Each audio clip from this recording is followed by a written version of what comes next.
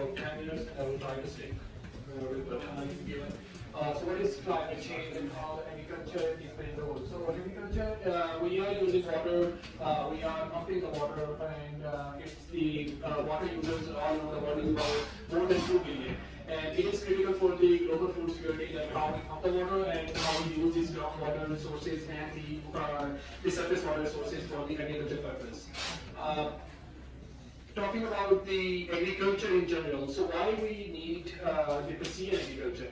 So we have an ever-growing population of the world, and which is expected to reach about 10 billion by 2050. So that means that we would need more food, and we would need more land or more crop areas. So which means that with the deforestation of the urbanization of the agriculture land, we are losing the harvestable area or the arable lands. So that emphasizes the need of why we need the precision agriculture technology, which is the use of smart and innovative technologies to apply the exact amount of fertilizer that is, or the nutrients or the other agrochemicals to the crop or the soil. To fulfill the needs and to maximize the yield as well as to reduce the environmental impacts.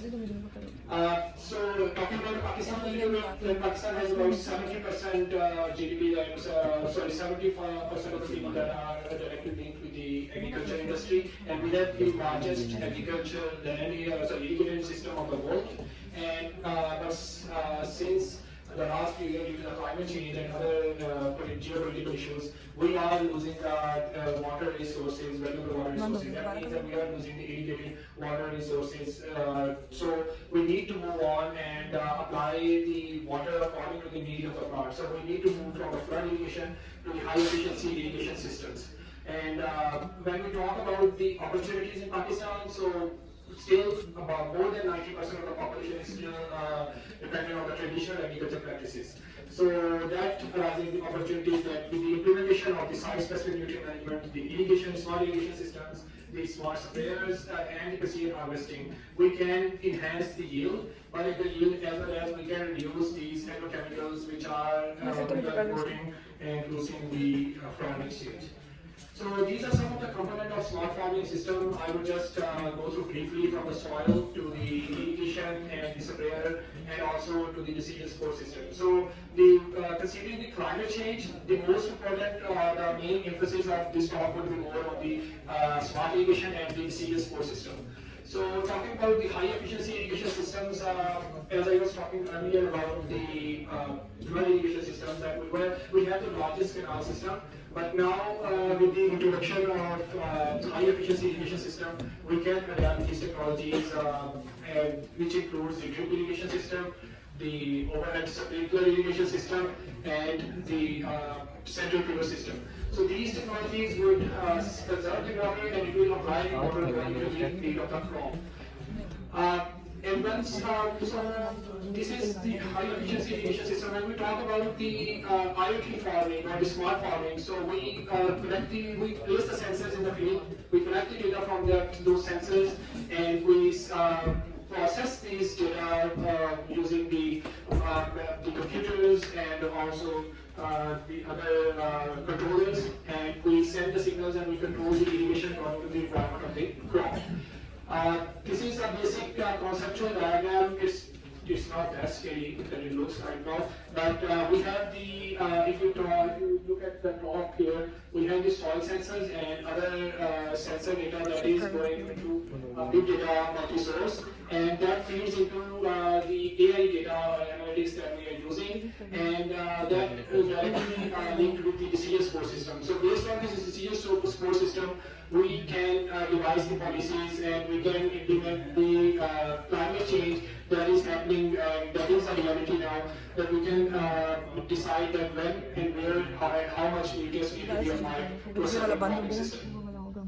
This is a small IoT farm that we have established at the University Farm at Cool. This is about in a cropland of 10 acres, and this is an example of the dashboard that we have developed. And it is based on the sensors that collect all the soil data as well as the moisture and other relevant databases. And that database, based on that databases, we can manage the irrigation, the fertigation system, and we can apply water according to the need of the crop. So this is an example of how we can manage and the water as well as the nutrients based on crop need, and also try to mitigate the impact. So we only apply if we have a forecast of weather like a rain in the next couple of weeks. So this algorithm will ask us not to irrigate the certain part of the field, and that way we can apply less water and we can get more yield, and we can save the pressure on the agrochemicals and the nutrients. I have a fun.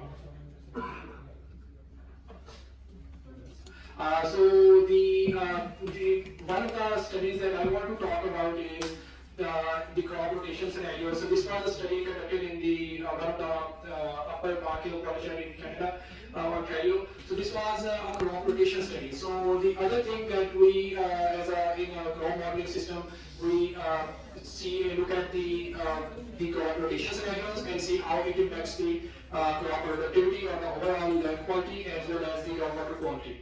And this is the general algorithm of how we utilize this multi-source data, and we used it for the validation as well as the prediction of the crop productivity using the drastic model as well. So this was 3 different scenarios. Number 1 is just a simple crop plan. Number 2, complex one, has 3 different crop rotation scenarios, and the third one is the complex 2, has a tide rate system on it. This tells us about the main algorithm that we used, and these were the results. So the red star will show you that in the mid-century, so to look at the climate change impacts during the 2050s, the simple scenario will have more nitrogen. Sorry, this mouse is a bit tricky. Okay. The simple scenario would have more nitrate levels and it has more risk index compared to the complex scenario, which has a crop rotation, and also the resilient scenario, which has the tide rate as well as. So this has a low impact on the groundwater quality, and it is more friendly to the crop yield. I would probably skip this and focus on the results. So the another study of the crop rotation was conducted on the soybean corn rotation, and we tested 3 different scenarios, climate scenarios, and 3 different cropping systems.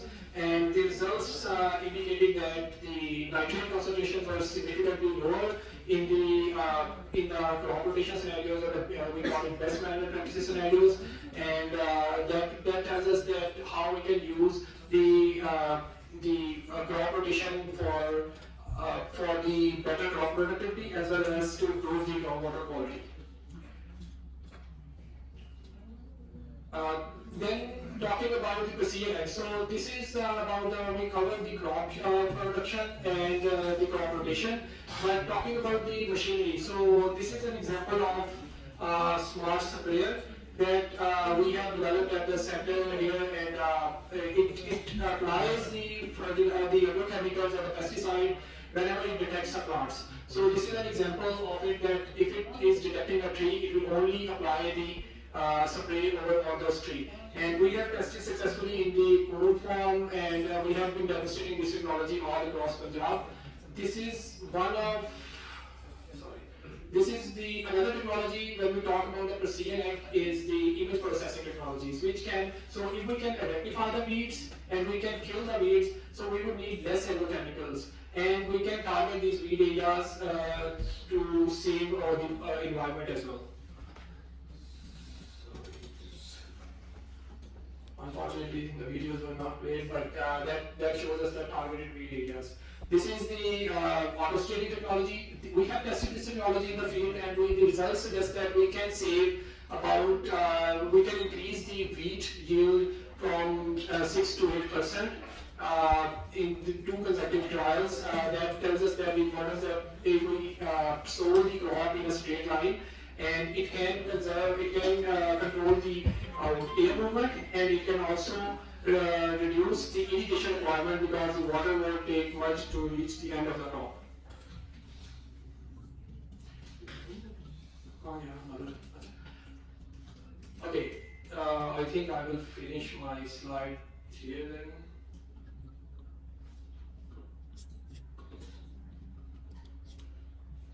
Okay, so the way forward is that we have these agriculture machineries and these technologies. We have established a data center at the university. So we are now connecting or integrating the smartphones all across Pakistan with this central system, and we are in process of developing these smart apps. We have developed a couple of apps, but we are in process of developing the smart apps to detect the weeds and also to control the impacts of climate change, for example, to automate the irrigation system. So we are in process of developing and implementing these apps to benefit the local farmers and to apply the nutrients according to the need of the crop.